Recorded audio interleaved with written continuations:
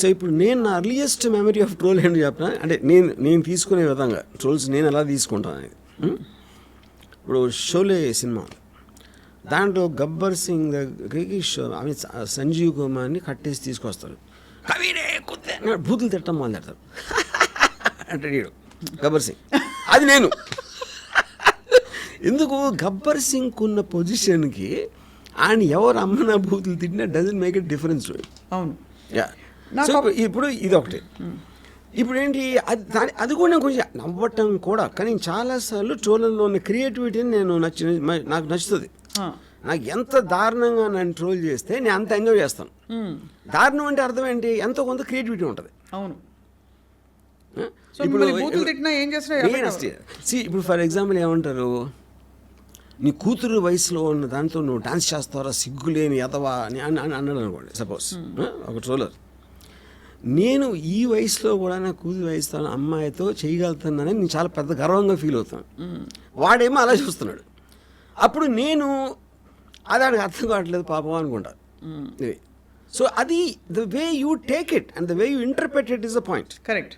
ఇప్పుడు ఇంకో పాయింట్ ఏంటి, సపోజ్ అంటే మీరు ఎమోషనల్గా ఎఫెక్ట్ అవ్వటం అంటే ఏంటి, మీ గురించి మీరున్న పొజిషన్ గురించి వాడు నీచంగా మాట్లాడుతున్నాడు.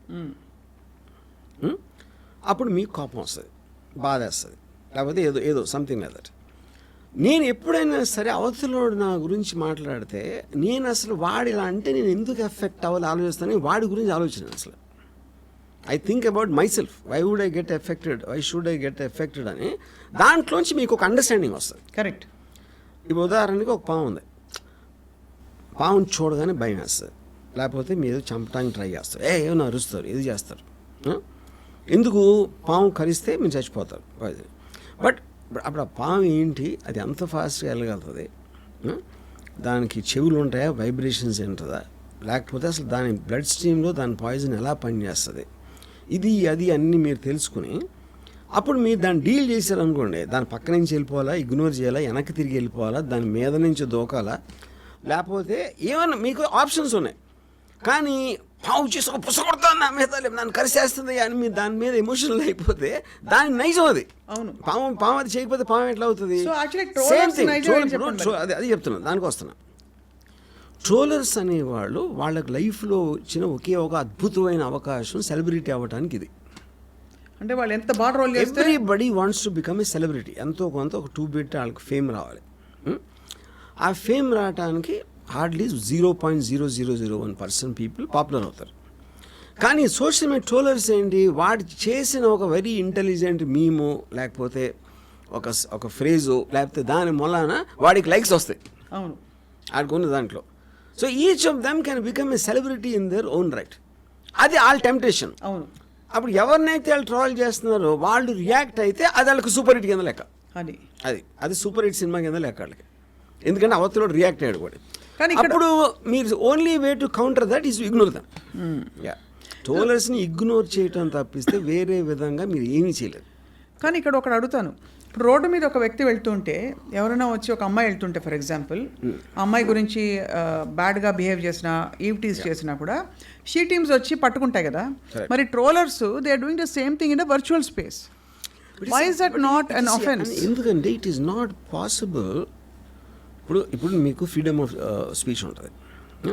సో ది సైబర్ లాస్లో ఇలాంటిది మీరు క్వాంటిఫై చేసి దానికి ఏం సెక్షన్ అప్లై అవుతుంది చేయడానికి this was never taken into consideration in the constitution. Right. So we don't have the enough loss.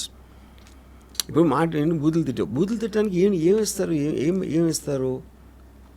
ఇంకా the number of trolls which happen thousands and thousands. మీకు పోలీస్ ఫోర్స్ ఎక్కడ సరిపోదు, ఎవరు nobody will be able to do that. అవును. అది చేయటానికి it is an impossible task. మీకు rights వాళ్ళు వేసాడు, ఎవడెవడు వేసాడు అని పట్టుకుని ఎలాగ పాసిబుల్ అది.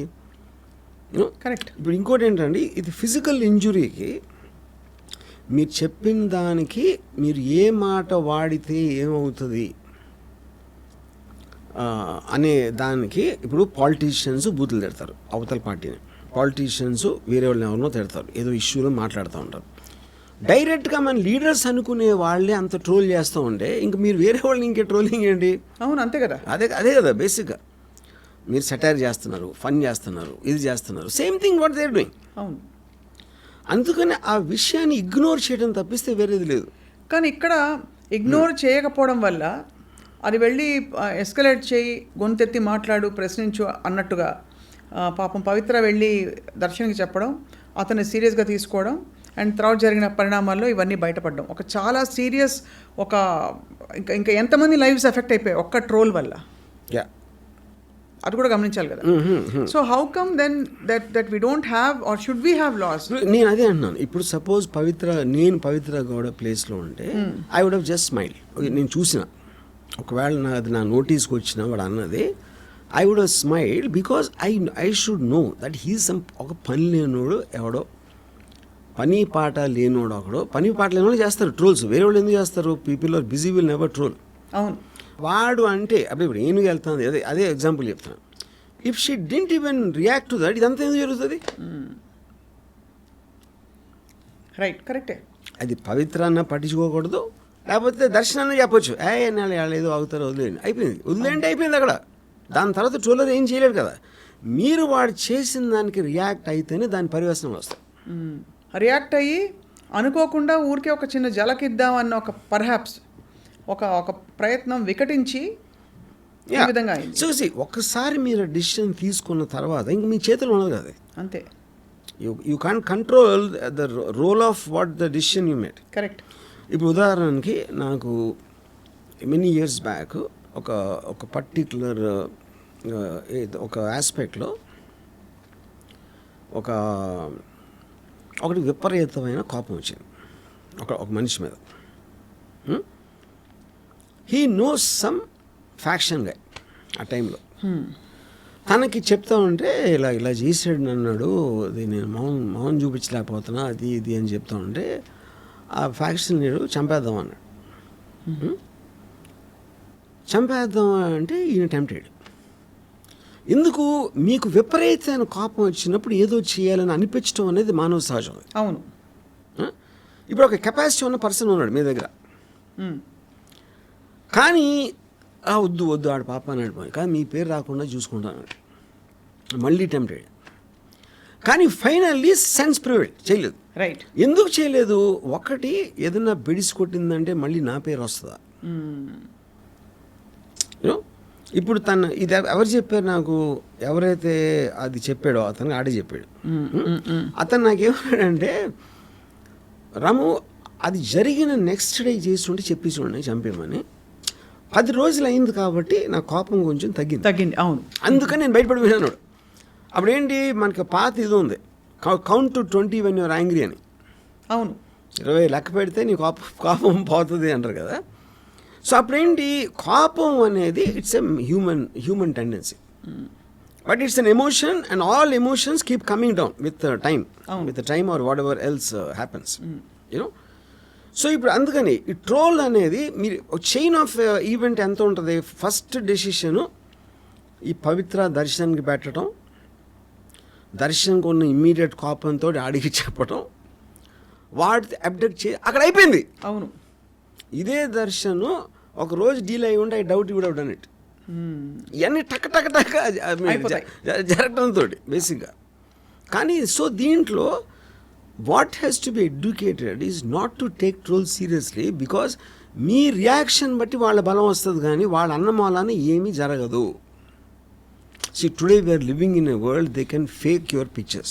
అవును. వీడియోస్ ఫేక్ చేయవు, వాయిసెస్ ఫేక్ చేయొచ్చు. అవును, అంతే కదా. సో మీరు అనకపోయినా మీరు అన్నట్టు చేయగలిగే టెక్నాలజీ ఉన్నప్పుడు ఇంకా ట్రోలింగ్కి మీనింగ్ ఏంటంటే ఎవరు ఏం చేయలేరు, దాన్ని ఏమి చేయలేరు. కాదు, ఇప్పుడు ఇట్ విల్ గెట్ వర్స్.